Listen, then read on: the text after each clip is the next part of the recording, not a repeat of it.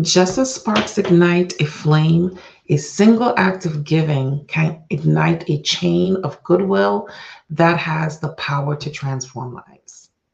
What if I told you that the essence of giving, the joy of connecting, and the journey of self discovery are not just at the heart of philanthropy, but also at the core of cultivating a fulfilling relationship that leads to more donations.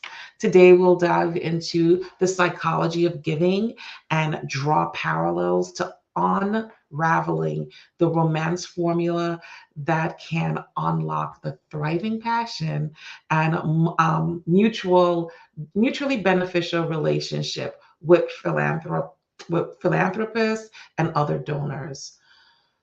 As we explore the driving forces behind supporting meaningful causes, we'll also unveil how these insights can be the gateway to flourishing journey through the Romance Formula workbook and course. Let's embark on an enlightening journey together. So, if this is your first time catching me, my name is Tracy V. Allen. I help social impact businesses to design, build, and scale through funding their social ventures so that they can live the lifestyle that they desire while impacting their communities. So, we're going to be talking about the psychology of giving, and that is just the prelude to the psychology of giving. It's like a romance, right? It's like having a relationship.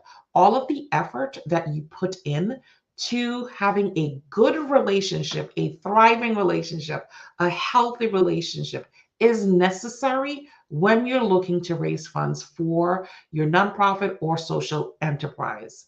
You have to think about it like a romantic relationship.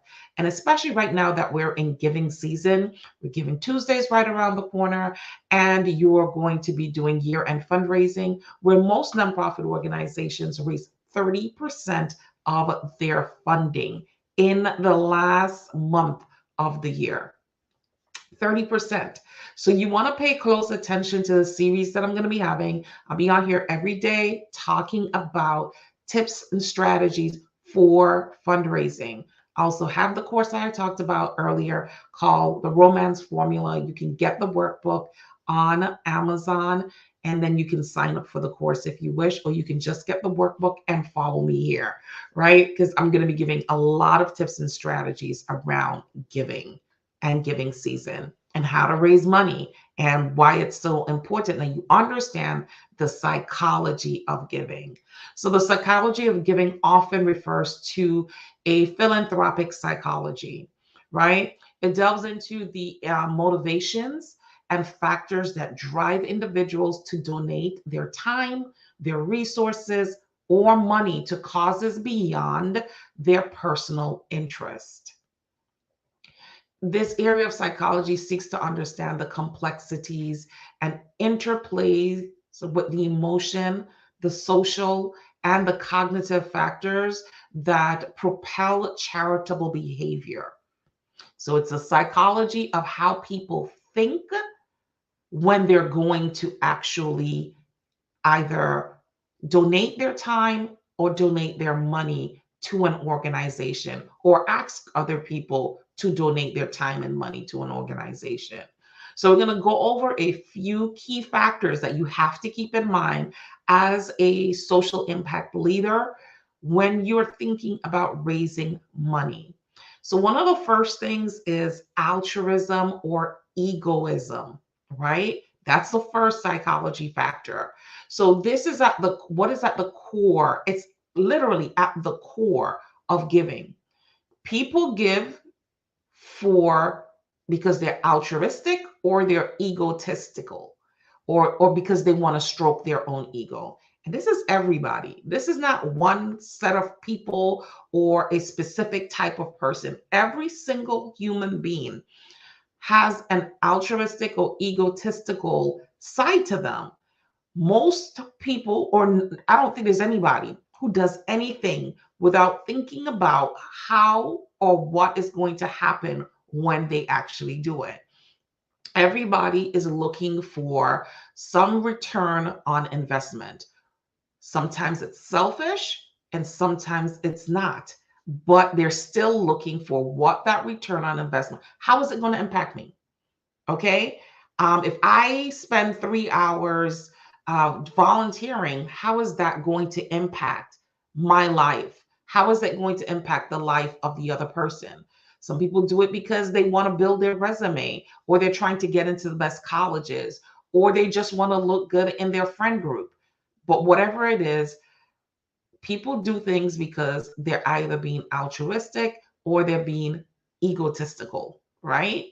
So it's self concerning, self welfare for yourself or for others, right? And with altruism, it drives individuals to support causes that resonate with their own values or alleviate some type of suffering or inequality. So when you're talking about altruism, it could be I was homeless and now I'm in a better place. So I want to help other people to get to a better place, right? Or I keep seeing people suffering and I want to be that person that helps to alleviate the suffering that a group of people are having. Still self serving. Either which way that you're doing it is either going to help you to feel better mentally or emotionally. There is some type of self um, gratification when it comes to giving. And it's not a bad thing, it's just what it is. Then we can talk about empathy and compassion. These are two other areas why people give. So, empathy is the ability to understand and share the feelings of others, along with compassion, which often serves as a catalyst for giving, right? A lot of people have a compassionate heart. So, when individuals can emotionally connect with the hardship of others, they're more likely to offer support. So think about it in a romantic relationship. If you have a partner who is suffering from whatever it is, you're going to go out of your way to fix that problem and make sure that your partner is happy and satisfied. It's that same emotion that you take from a love affair, whether it be through marriage or not, that you are going to transfer into, whether you know it or not, you're actually transferring that same type of emotion into your social interactions when it comes to charitable work. And then we'll talk about social influence. So that's the next one. Number three is social influence.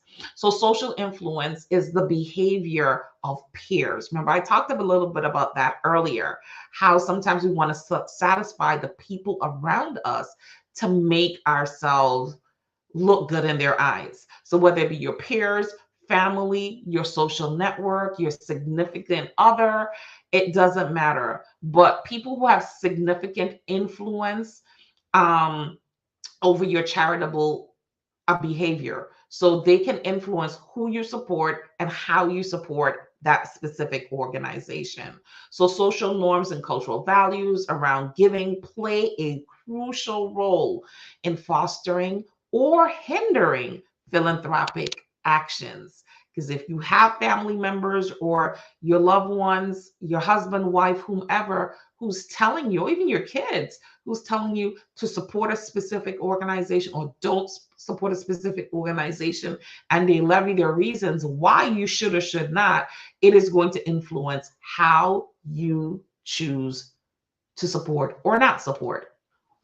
The next one, number four, is personal satisfaction and emotional reward.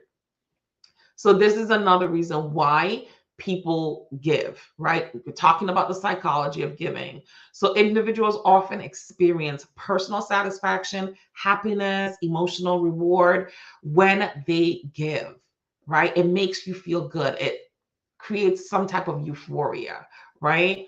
This positive reinforcement can encourage ongoing and future charitable behavior. Because if you give and it makes you feel good about giving, and the organization that you gave to does not treat you like an ATM machine, but it takes the time to personalize their thank you, reaching out to you, whether it be by phone or sending a personally handwritten signed postcard, automatically says thank you within 24 to 48 hours.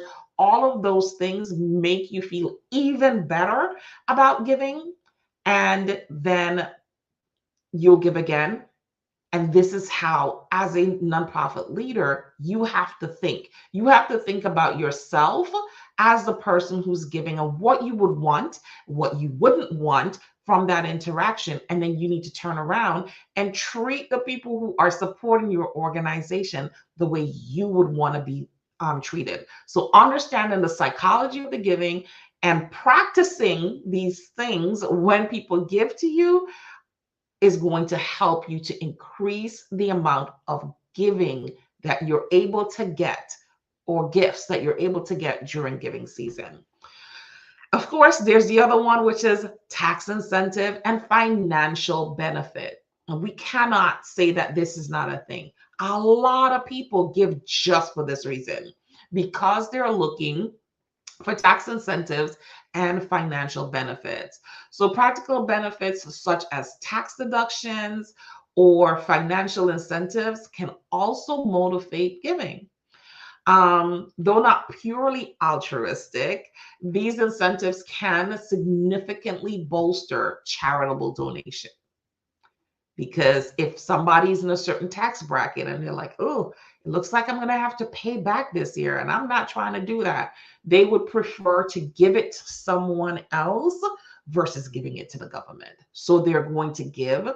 And a lot of times they give a very, very, very generous amount, right? So tax incentives and benefits. And that's why most of the money is made on December 30th and December 31st, because they have to get it in right before the new year starts to make sure that they're actually going to get those tax benefits.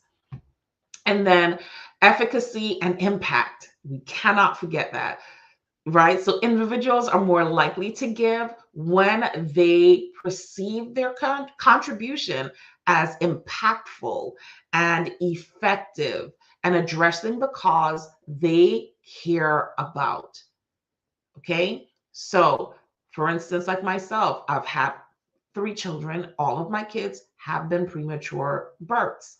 So, something I care about is the March of Dimes, right? Anything that has to do with premature births is something that I'm going to care about.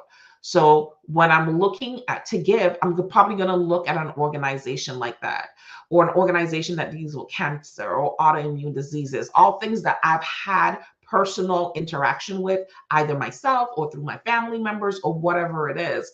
So I'm going to be looking at, what are they doing with the money? So this is where your annual report will come in.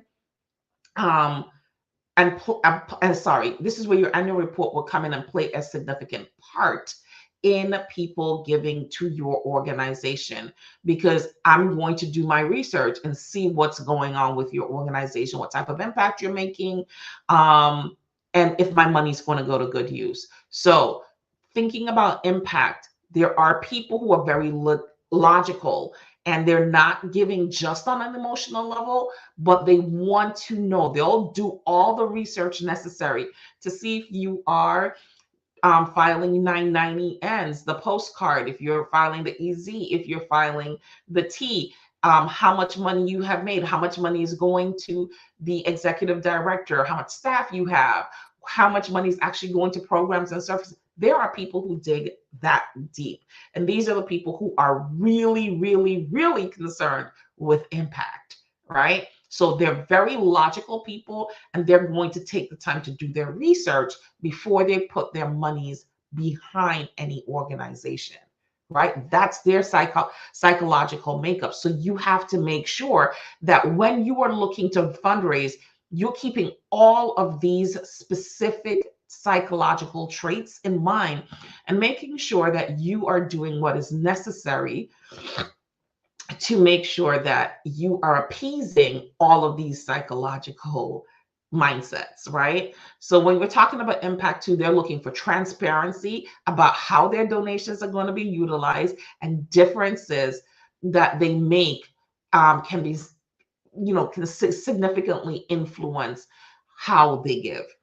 It will significantly influence how they give. Again, that's why all of your reports need to be on your website so that they can see what is going on. They want to know what's going on.